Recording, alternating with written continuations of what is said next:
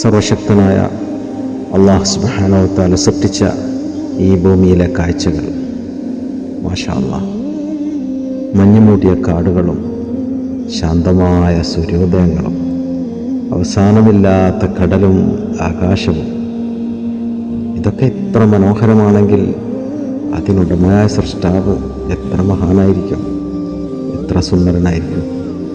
അവൻ നമുക്ക് വാഗ്ദാനം ചെയ്ത സ്വർഗം എത്ര അത്ഭുതകരമായിരിക്കും.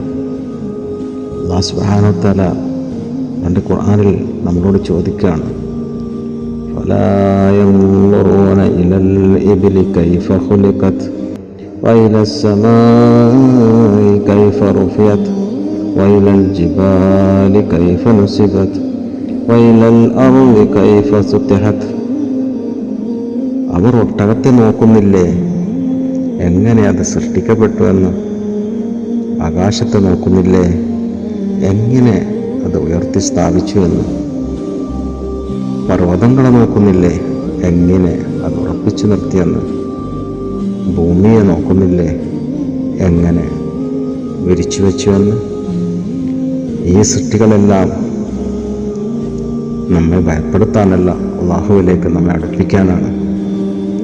അല്ലാഹു സുബ്ഹാനഹു വ തആല വീണ്ടും പറയുന്നു, ഇന്ന ഫീ ഖൽഖിസ് സമാവാതി വൽ അർളി വഖ്തിലാഫിൽ ലൈലി വന്നഹാരി ലആയാതിൻ ലിഉലിൽ അൽബാബ്.